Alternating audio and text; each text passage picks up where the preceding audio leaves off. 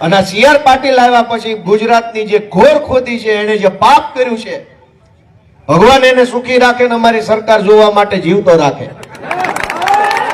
એને બતાવશું કે એને ગુજરાતમાં કેવડું મોટું પાપ કર્યું. આખા ગુજરાતની APMCઓને હલકામાં હલકા રાજકારણનો અખાડો બનાવવાનું કામ પાટીલે કર્યું છે. આની પહેલા આવું નહોતું. અનેક APMCમાં વહીવટ સારો હતો, થોડો ઘણું 19-20 હતું તો એ બેહીન ચર્ચા થઈ જતી.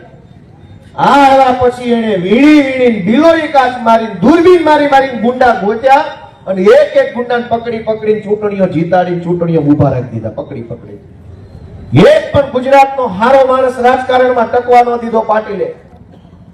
અને તમામ નબળા માણસો, ગુંડાઓ, માફિયાઓ, તોડબાજો, કટકીબાજો, લફંગાઓ ગોતીને તાલુકા પંચાયત થી લઈને લોકસભા સુધીની ટિકિટો આપી. શું કામ? કે ધાકમાં રહેવા જોઈએ, માણસો ડરમાં રહેવા જોઈએ, બીકમાં રહેવા જોઈએ. કઈ વધતું ઘટતું હોય સમાજમાં, ગામમાં તો કોઈ બોલવું ન જોઈએ, બીકમાં બધું હાલી જવું જોઈએ. પણ એમ ન હોય એટલા બધા નો બી જાય. કોકને એની માએ બરવાળાની હવા છે, ભૂત ખાઈને ગેલા છે જેમ ગણેલા હોય, બધા થોડા બી જાય. અને અમે છીએ ગુજરાતના માણસો. પાટીલ થી દીવાની વાત ન હોય આપણી પાસે. અમારા બાપનું રાજ્ય છે. અમે હું કામ બીએ પાટીલ થી ભાઈ? આ ગુજરાતની ધરતીએ જણ્યા છે અમને. અમે નહીં બીએ.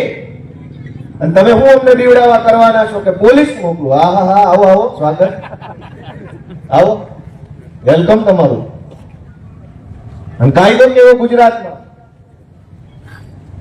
કે બોટાદના માર્કેટિંગ યાર્ડની અંદર કડદો થાય, ખેડૂતોને કરોડો રૂપિયામાં લૂંટી લેવામાં આવે તો કાયદો ને વ્યવસ્થાને કાંઈ વાંધો નથી, લાશ કાઢી લે કાયદો ને વ્યવસ્થા. હું કામ ભાજપનો છે એટલે.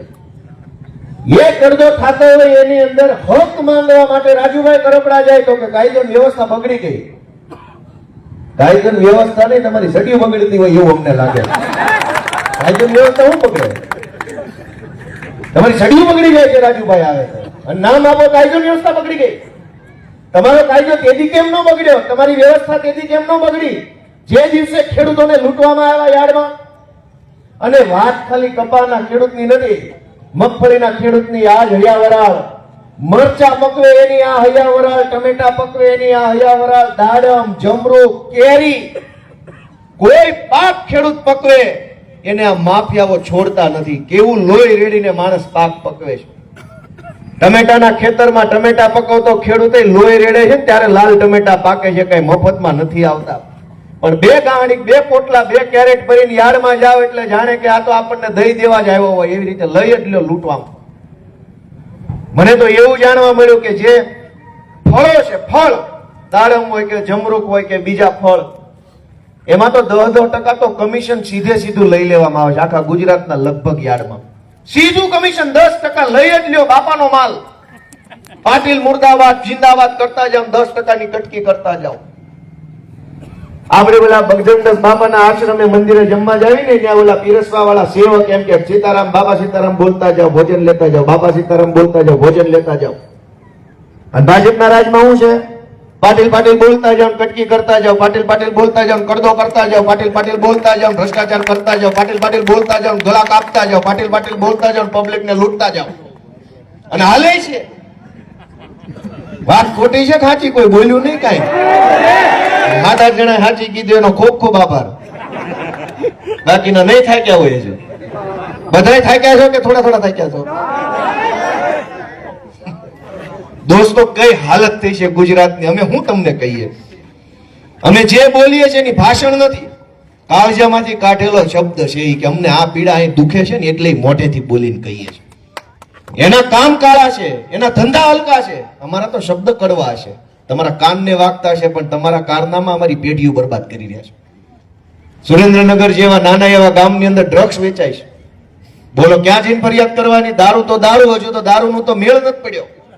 દારૂની વાત હજુ તો ઊભી છે કે બંધ થાય, ચાલુ રહે, કોણ પીશે, હું પીશે, કેમ પીશે, અને ત્યાં ડ્રગ્સ વેચાવાનું ચાલુ થયું.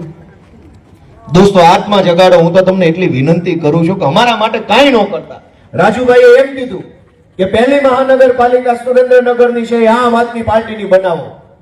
હું એમ કહું છું કે નહીં,